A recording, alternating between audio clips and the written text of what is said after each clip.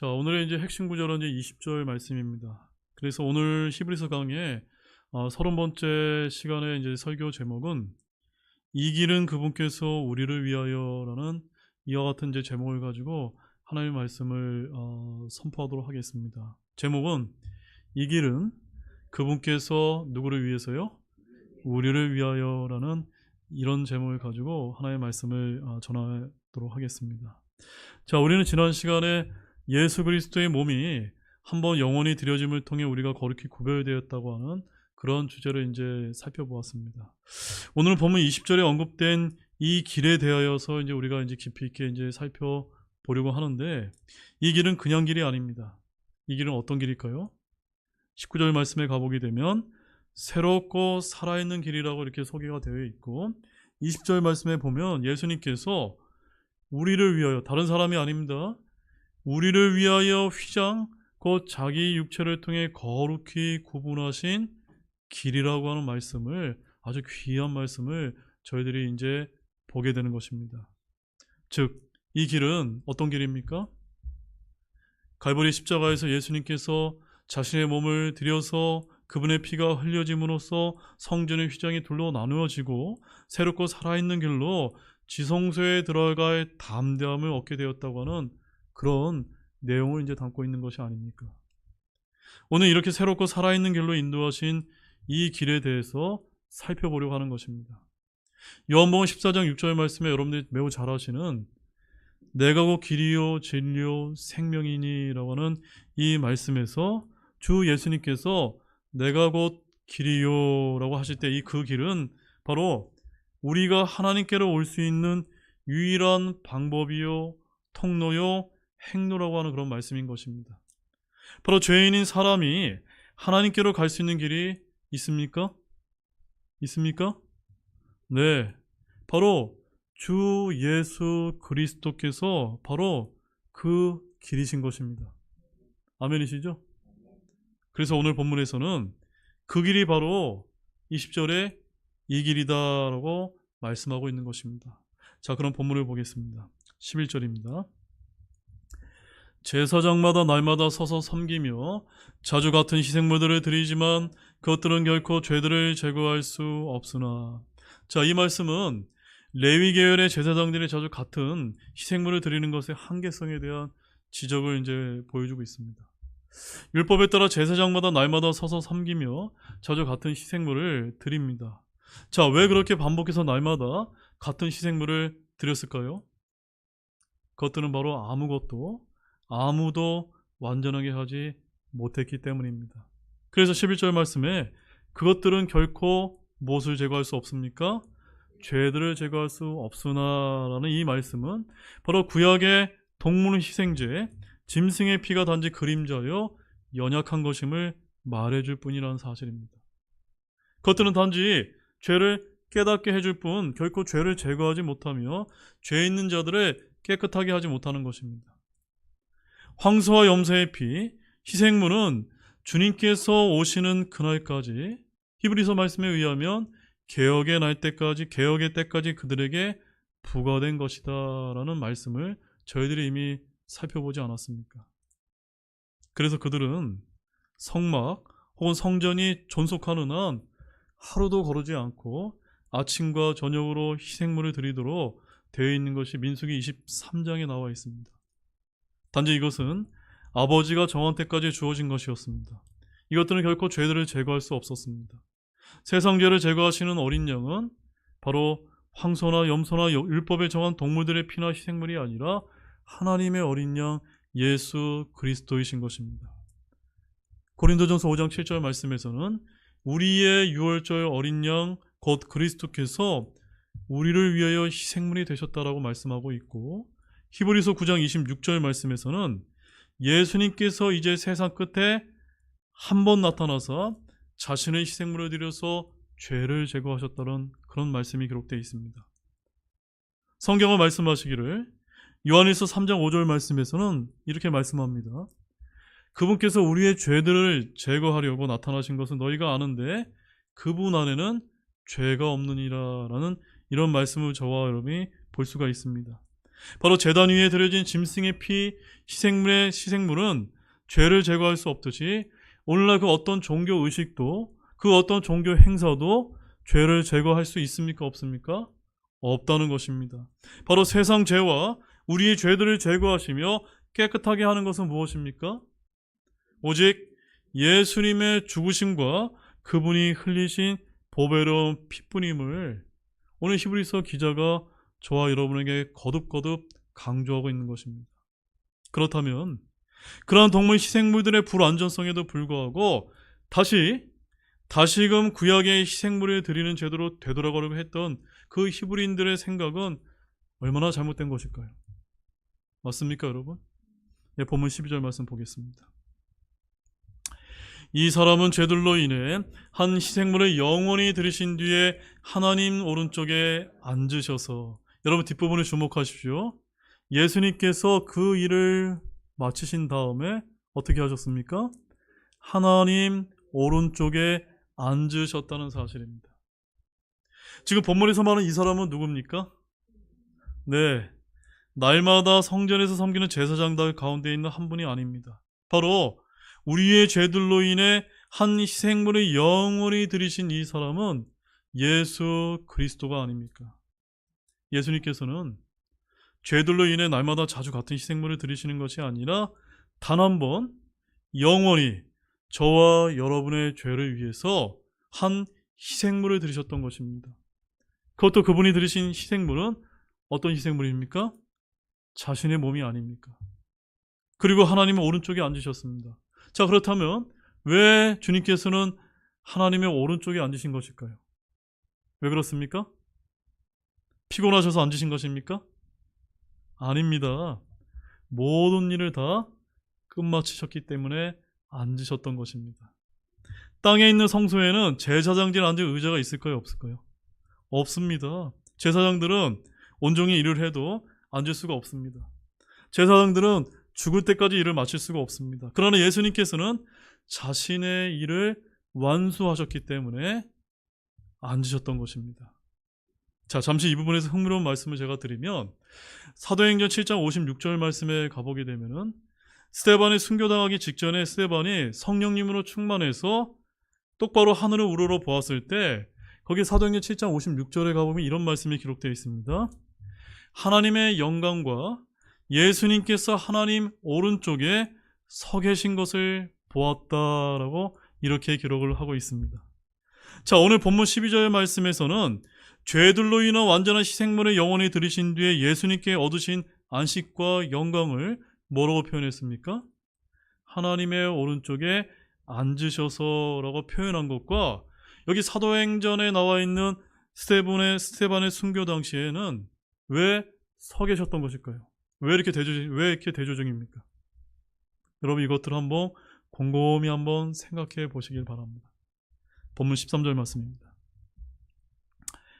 그 이후부터 자기 원수들이 자기의 발받침이 될 때까지 기다리시나니. 자, 여기서 그 이후부터는 언제입니까? 바로 하늘에 올라가신 후부터를 말하는 것인데 지금 현재도 여전히 어디에 앉아 계십니까? 하나님의 오른쪽에 앉아 계십니다. 그러나 때가 있습니다. 언제입니까? 자기 원수들이 자기 발받침이 될 때까지 기다리시나니. 이것이 언제입니까?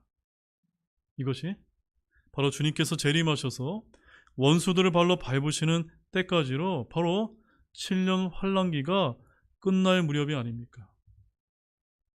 현재 주님은 하늘에서 저와 여러분을 위해서 중보하시면서 참 성막에 들어가셔서 섬기고 계십니다. 그리고 예수님은 오래 참으시며 불쌍한 혼들이 더 구원받기를 기다리시며 불법이 이 땅에 충만할 때까지 기다리고 계신 것입니다. 그래서 시편 110편 1절 말씀에 가보게 되면은 주께서 내 주께 말씀하시기를 내가 내 원수들을 내 발받침으로 삼을 때까지 너는 내 오른쪽에 앉아 있으라 하셨도다라고 말씀하시면서 이렇게 스데반의 순교당할 때는 간간히 서 계셨던 것입니다. 그러나 이 말씀대로 주님은 다니엘의 71회가 종료되는 그날까지 기다리시는 것입니다. 우리는 주 예수 그리스도께서 오실 때까지 주의 만찬을 행함으로써 예수님을 기억해야 되는 것입니다. 언제까지입니까? 주님께서 저와 여러분을 위해서 다시 올 그날까지 기다리신다는 것입니다. 본문 14절 말씀입니다. 이는 그분께서 한번 헌물을 드림으로써 거룩히 구별된 자들의 영원토록 완전하게 하셨기 때문이라. 제사장들이 날마다 드리는 희생물은 아무도 완전하게 하지 못했지만 주님이 한번 드린 희생물, 헌물은 거룩히 구별된 자들의 영원토록 완전하게 하셨다는 말씀입니다. 자, 말씀에 주목하십시오. 주님 자신의 몸으로 말미암아 믿는 자들을 어떻게 완전하게 하셨다고요? 일시적인 것이 아니라 영원토록 완전하게 하셨다는 사실입니다. 여러분 감사하지 않습니까? 바로 이 말씀은 저와 여러분 같은 믿는 자의 구원의 완전 보장과 구원의 영원한 보증에 대한 강력한 증거가 아닙니까? 바로 우리의 완전함은 우리 자신에게서 나오는 것이 아니라 예수 그리스도께서 자신의 몸을 향기로운 희생물과 헌물로 드림으로써 주어진 하나님의 선물이라는 사실입니다. 의와 거룩함은 구원이나 영생과 마찬가지로 주님께서 자신의 몸으로 이루신 사역에 근거한다는 사실입니다. 본문 15절 말씀입니다. 이것에 관하여는 성령님도 우리에게 증인이 되시나니 그분께서 앞서 이르시기를. 자, 히브리서 기자는 그리스도의 대제사장직과 그분의 몸을 드린 희생물이 완전하다는 주장을 결론짓기 위해서 여기서는 예레미야서 31장 33절과 34절의 말씀을 이어지는 본문 16절과 17절에서 인용하고 있는 것을 우리가 이제 볼 수가 있습니다. 자, 이러한 구약 성경 구절의 적절한 인용은 히브리서 기자가 자신의 논점을 입증하기 위해 자주 사용한 방법이었는데 당시 구약에 익숙했던 히브리인들에게는 매우 효과적인 접근 방식이었던 것입니다. 자, 한편 그는 성경을 인용하기에 앞서서 15절 말씀에서 뭐라고 얘기하고 있습니까? 이것에 관하여는 누가 우리에게 증인이 되신다고요? 성령도 우리에게 증인이 되시나니라고 말씀하고 있는 것을 주목하시기 바랍니다. 여러분, 우리 손에 들려있는 이 성경 말씀은 어떤 말씀입니까? 바로 하나님의 거룩한 사람들이 성령님께서 자기를 움직이시는 대로 말한 것이라고 베드로후서 1장 21절에서 말씀하고 있는 것처럼 성경에 기록된 말씀들도 곧 누구의 증거입니까? 성령님의 증거인 것입니다. 즉 이런 측면에서 제자는 본문에 있는 말씀처럼 말하고 있는 것입니다. 이처럼 성령님께서는 진리의 증언자로서 주 예수 그리스도를 증언해 주시는 증인이십니다. 또한 성령님께서는 우리 속에서도 증언하시며 우리에게 증인이 되시기도 합니다. 주 예수 그리스도께서 행하신 이런 일들에 대한 진리는 사람들의 학설이 아니고 종교적인 교리도 아닙니다. 율법에 따른 희생물의 불완전함과 예수님께서 한번 영원한 희생 헌물이 되신 이러한 진리는 사도 바울이 독창적으로 만들어낸 신약교회의 교리도 아닌 것입니다. 바로 이것은 누가 증인이 되신 것입니까? 성령님께서 증언하시고 우리에게 증인이 되시고 이미 구약 성경에서 앞서 말씀하셨던 것이라는 사실입니다. 사도행전 5장 32절 말씀 한번 찾아보실까요? 사도행전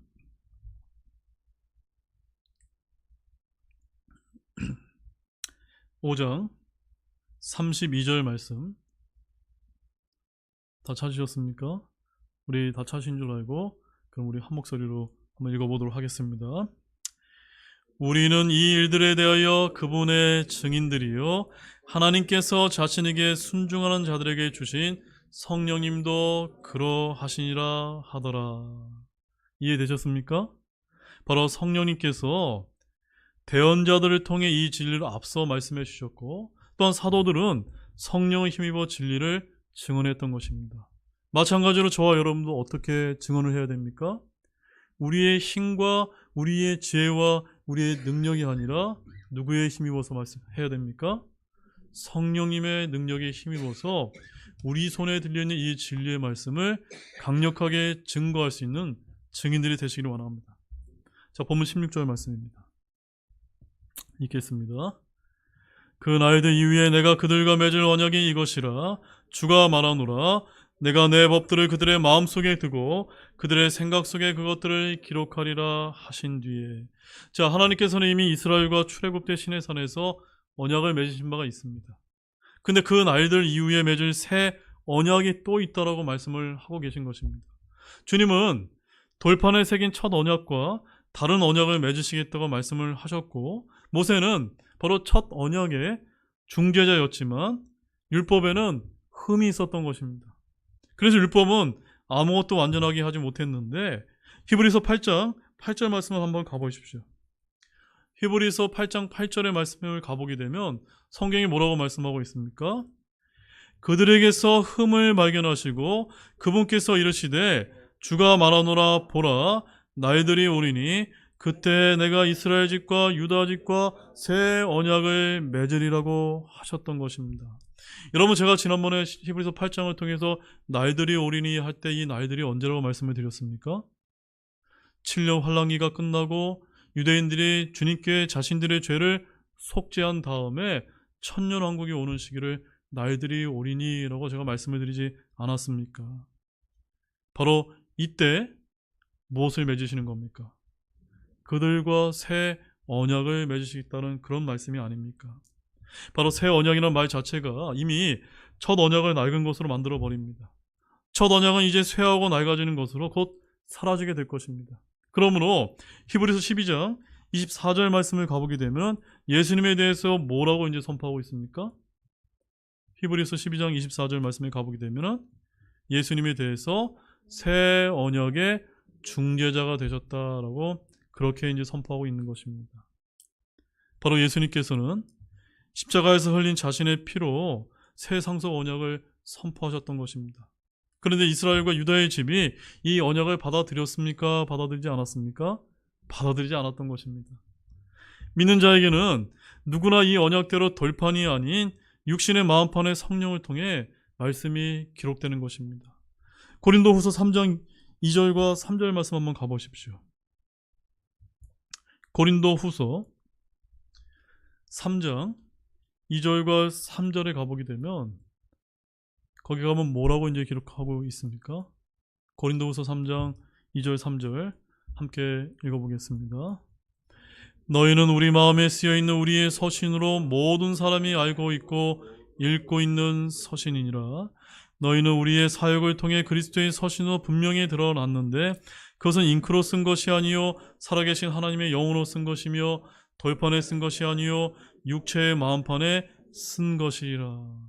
바로 이렇게 말하고 있는 것입니다. 이것은 바로 지금 믿지 않는 이스라엘 사람들과는 아무런 관련이 없다는 것을 보여주는 것입니다. 주 예수 그리스도를 믿지 않는 유대인들은 7년 환란기를 통과하면서 회개를 드리게 되고 주 예수 그리스도의 믿음으로 말미암아 그들의 마음속에 그들의 생각 속에 주의 법이 기록되게 될 것이라는 예언의 말씀인 것입니다. 바로 성령님께서 증언하신 말씀이 바로 이것인데, 주 예수 그리스도를 믿게 되면 히브리인들은 더 이상 옛 언약과 첫 언약 아래 있지 않고 새 언약에 따라 살게 될 것이라고 하는 그런 말씀이 되는 것입니다. 본문 17절 말씀입니다. 읽겠습니다. 또 내가 그들의 죄들과 불법들을 다시는 기억하지 아니하리라 하셨느니라. 예수 그리스도께서 한 번에 영원히 희생물을 드리시면 하나님은 그분을 믿는 자들의 죄들과 불법들을 다시는 기억하지 아니하십니다. 즉 죄들이 제거되었기 때문입니다. 이사야서 43장 25절 말씀에 가보게 되면 거기 이런 말씀이 이제 기록되어 있습니다. 나 곧 나는 나 자신을 위해 내 범법들을 지워버리는 자니 내가 내 죄들을 기억하지 아니하리라.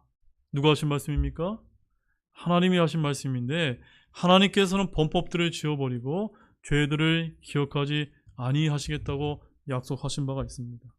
지금 현재 우리 그리스도인들에게 문자 그대로 적용되는 그런 말씀인 것입니다. 그러나 주 예수 그리스도를 믿지 않는 유대인들은 다시 접붙임을 받은 후에 이 일이 그들에게 성취되는데 언제 이 일이 이루어지게 됩니까? 바로 7년 환란기가 끝나고 천년왕국 때 이와 같은 일이 유대인들에게 일어나는 것입니다. 예레미야 31장 34절 말씀 한번 가보십시오. 예레미야서 31장 34절 말씀입니다.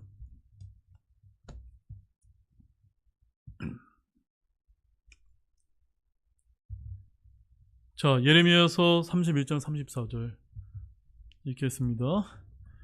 그들이 다시는 각각 자기 이웃과 각각 자기 형제를 가르쳐 이르기를 주를 알라 하지 아니하리니 이는 그들 가운데 가장 작은 자부터 가장 큰 자까지 그들이 다 나를 알 것이기 때문이다. 내가 그들의 불법을 용서하고 다시는 그들의 죄를 기억하지 아니하리라 주가 말하노라. 지금 이와 같은 주를 아는 모든 일이 지금 저기 저 유대 땅에 유대인들에게 일어났습니까? 일어나지 않았습니다. 이 일은 언제 일어납니까? 천년왕국 때 일어나는 것입니다. 이 일은 메시아 왕국에서 이스라엘이 회개를 하고 주 예수 그리스도를 영접함으로써 성취될 일인 것입니다. 주님이 자신의 몸을 들이시고 흘리신 피로 말미암아 하나님께서는 그분을 믿는 자들의 죄들과 불법을 완전히 제거하시고 깨끗하게 하셨다고 하는 그런 증언인 것입니다. 그런데 성령님께서 대언자들을 통해 미리 이런 증언을 하심으로써 율법을 드리는 희생물의 종교와 완전성을 보여주셨던 것입니다. 그리고 저와 여러분과 같은 신약의 그리스도인들은 이미 이와 같은 사실을 알고 믿고 자유를 누리고 있는 것이 아닙니까? 맞습니까, 여러분? 본문 18절 말씀입니다. 뭐라고 기록되어 있습니까? 이제 이것들의 사면이 있는 곳에서는 죄로 인한 헌물이 더 이상 필요가 없느니라. 지금 이제라고 하는 이 말씀은 우리가 살고 있는 지금을 가리키는 것입니다. 짐승의 피를 흘림으로 얻은 죄의 사면은 날마다 죄로 인한 헌물을 드려야지만 지금은 어떻습니까? 하나님의 어린 양이신 예수 그리스도의 피가 우리의 죄를 완전히 제거하고 깨끗해 했기 때문에 우리는 다시는 죄로 인한 헌물이 있습니까? 없습니까? 없다는 점입니다. 다른 헌물이 더 이상 필요하지 않기 때문인 것입니다. 그리스도인들에게는 구약의 희생물과 헌물들이 더 이상 적용될 수가 없는 것입니다. 그래서 마태복음 26장 28절 말씀 한번 찾아보십시오. 마태복음 26장 28절 말씀을 가보게 되면 거기에 이와 같은 말씀이 이제 기록이 되어 있습니다. 함께 읽겠습니다. 이것은 죄들의 사면을 얻게 하려고 많은 사람을 위해 흘린 나의 피, 곧 새 상속 언약의 피니라. 여기 많은 사람들의 저와 여러분이 포함되어 있는 것이 맞습니까? 이것을 깨닫는다면 저와 여러분이 하나님께 감사를 드려야 되는 것이 맞는 것입니다. 예수님의 피는 죄들의 사면을 얻게 하려고 흘리신 보배로운 피인 것입니다. 예수님의 피는 새 상속 언약의 피입니다. 이 피로 말미암아 믿지 않는 자들은 죄들의 사면을 받았고 믿는 자들은 죄들의 사면을 받았고 다시는 더 이상 죄로 인한 헌물을 드릴 필요가 없게 된 것입니다. 한 말씀만 더 보겠습니다. 로마서 3장 25절입니다.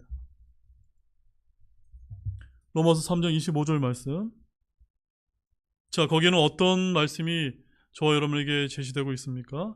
함께 읽겠습니다.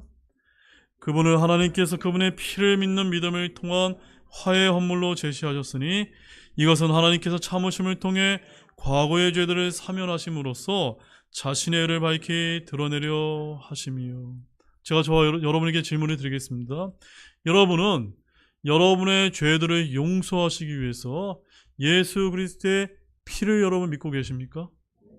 예, 참으로 아멘입니다. 예수님의 피를 믿으시기 바랍니다. 그 피만이 저와 여러분의 영원히 구원을 시켜주는 능력이 있는 것임을 믿으시기 바랍니다. 본문 19절입니다. 그러므로 형제들아 우리가 예수님의 피에 의거하여 새롭고 살아있는 길로 지성소에 들어가 할 담대함을 얻었는데. 자, 이제 굉장히 중요한 말씀이 여기 나옵니다. 18절 말씀까지는 교리적인 진리에 대한 선포였다면 여기 이제 19절 말씀에서는 우리가 어떻게 적용해야 되는지에 관한 그런 진리의 말씀을 담고 있습니다. 그러므로 라고 할 때는 바로 앞에 교리적인 진리를 우리에게 어떻게 실제적으로 적용되는지 그 결론을 저와 여러분에게 말해주고 있는 것입니다. 자, 예수님께서 한 번에 영원한 희생물을 드리심으로써 그 결과 우리가 지금 누리는 복이 무엇이냐는 것입니다. 무엇입니까? 본문 19절에 나와 있는 것처럼 저와 여러분이 예수님의 피에 의거해서 어디에 들어가 담대함을 얻었습니까? 예, 새롭고 살아있는 길로 지성소에 들어갈 수 있는 담대함을 얻었다는 것입니다. 지성소에 어떻게 들어간다고요? 지성소에 어떻게 들어갑니까?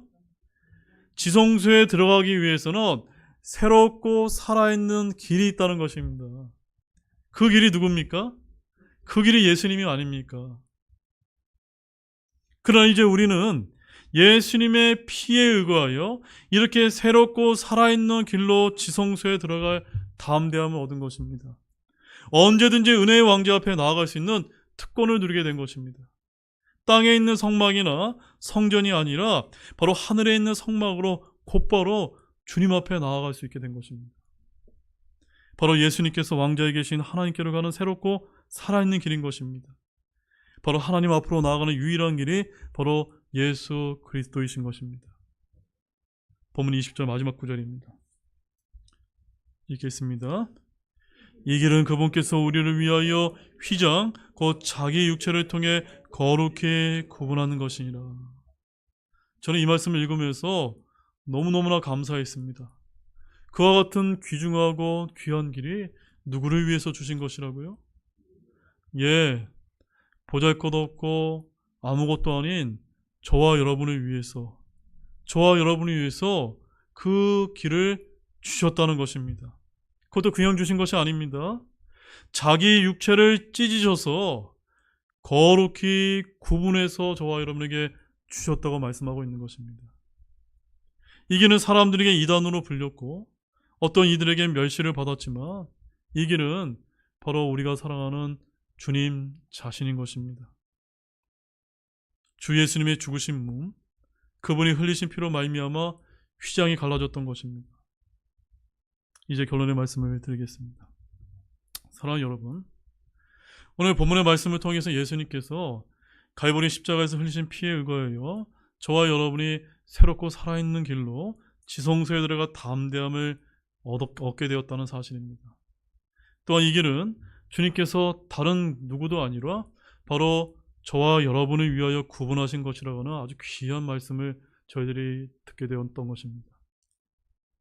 바로 누구를 위한 길이었습니까? 네, 분명 우리를 위하여 거룩히 구분하신 길이었다는 사실입니다. 그렇다면 주님께서 우리를 위하여 행하신 길을 우리는 어떻게 하면 되는 것입니까? 그저 그와 같은 길이 있다는 사실을 믿고 받아들이기만 하면 되는 것이 아닙니까? 이보다 더 큰 은혜가 어디 있습니까? 저와 여러분이 이러한 큰 은혜를 입은 자답게 이제는, 정말로 이제는 주님을 위하여 살아갈 수 있는 모두가 되시기를 진실로 소망합니다.